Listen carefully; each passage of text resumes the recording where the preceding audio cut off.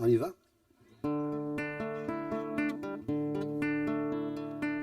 ينكر نبذو الشكران عن شكرك ذا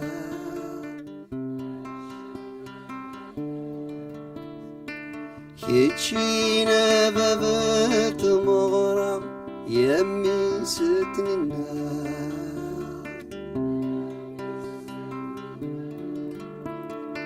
يسكينة دهنت زيوين يتيزي الغلا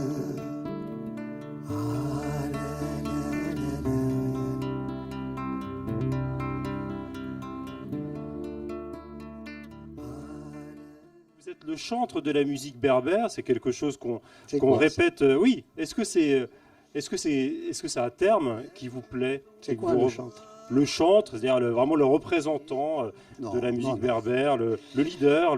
Mon Dieu, elle ne tient pas qu'à moi. Hein. La musique berbère est riche, la chanson kabyle est très diverse, bien soutenue par des artistes de talent hein, que tout le monde connaît, que ce soit le regretté Matou Blounas ou Slimane Azem ou Aït Manglat. Non, moi je suis l'un des chanteurs kabyles qui existent. Ouais.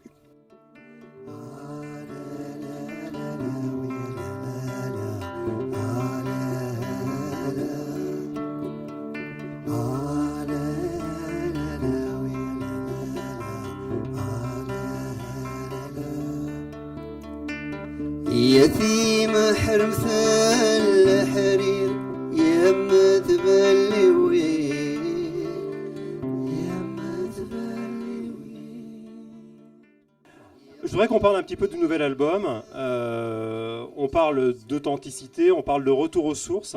Pourquoi justement avoir voulu revenir un petit peu à vos origines Tu sais, je n'ai pas choisi ce métier. Il est venu à moi. Au départ, je l'ai fait parce que je pensais que la culture du monde s'arrêtait au bord de mon village. Il fallait défendre mon identité.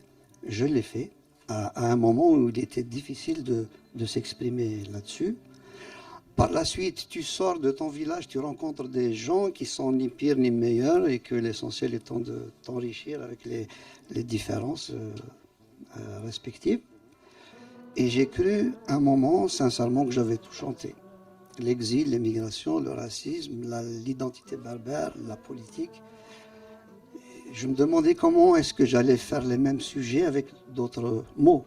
Et puis j'ai eu cette idée de partager des titres avec des gens pour d'abord avoir plus de visibilité. Parce que quand tu fais un duo avec Manu Chao, avec le groupe Zebda, bon, ça t'entraîne dans d'autres dimensions. Et moi, je voulais emmener ma culture là-dedans de façon à ce qu'elle soit, elle aussi, visible et reconnue. Donc c'était doublement bénéfique, puisque les gens qui chantaient avec moi me reconnaissaient en tant que tel à l'heure où des gens peut-être plus proches ne le faisaient pas encore, en tout cas à l'époque. Et puis, je pouvais montrer aussi que ma culture pouvait s'inscrire avec...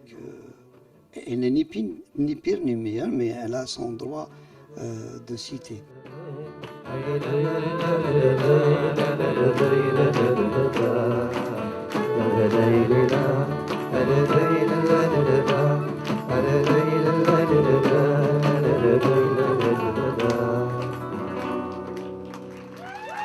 Et vous avez kabylisé Beethoven notamment.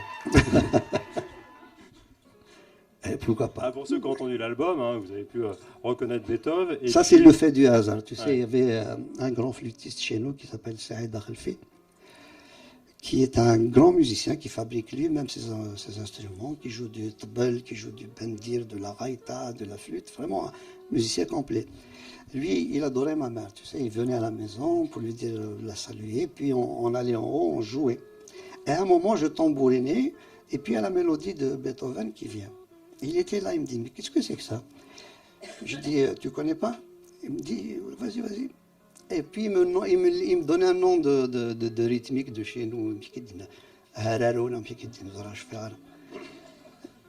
J'étais étonné. Donc je l'ai laissé faire. Il m'a dit, vas-y, tambourine, je vais essayer de la faire. Et il l'a apprise. et il l'a joué comme ça. Voilà. Donc voilà quelqu'un qui ne connaissait pas Beethoven, qui joue l'une des mélodies les plus connues dans le monde entier, dans la galaxie même, voilà, et qui la restitue, lui, à travers sa sensibilité, d'un air de lui dire, tu vois mon cher Ludwig, moi ta mélodie, je la prends, je lui donne de l'huile d'olive, je lui donne de... Voilà.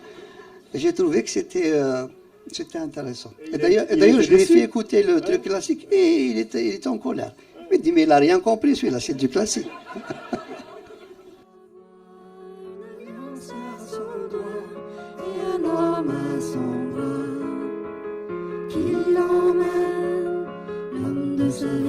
Celui qu'elle aime a l'air gentil.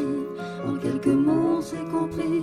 Il ne tiendra qu'à lui d'être à la fois mon fils et mon ami.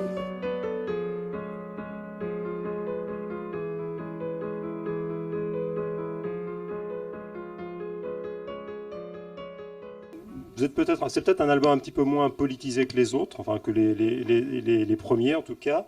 Est-ce que vous pensez que le combat pour la cause Amazigh a changé aujourd'hui, que voilà, on se bat pas exactement pour les mêmes choses ou de la même façon? Le combat a changé, beaucoup d'acquis ont été quand même réalisés. Il y a 15-20 ans, on ne pouvait même pas imaginer une télévision en langue berbère. Même en Algérie, il y a 15-20 ans, on ne pouvait pas imaginer qu'on puisse poser le débat de l'identité culturelle berbère constitutionnellement. Donc ça, ce n'était même pas question. Bon. Mais il y a un piège à déjouer, ce n'est pas parce qu'on laisse l'identité berbère s'exprimer que forcément on est arrivé à nos fins. Parce qu'il faut qu'elle soit enseignée, il faut qu'elle soit employée d'une manière naturelle par ses enfants, et ne pas faire par exemple une télévision en langue berbère comme c'est le cas en Algérie, où tu parles kabyle ou mozabite, enfin tu parles berbère, et que tu véhicules des idées qui n'ont rien à voir avec ta substance culturelle. Parce que ça va t'emmener vers des choses qui peu à peu vont t'éloigner de tes origines. Ça, c'est un piège, à mon avis, qu'il faut éviter. Mais vous pensez que vous avez moins besoin peut-être de l'exprimer dans vos chansons aujourd'hui? Moi, je l'ai en moi. Comme disait Mouloud Mamé, l'identité, elle se vit, tout simplement.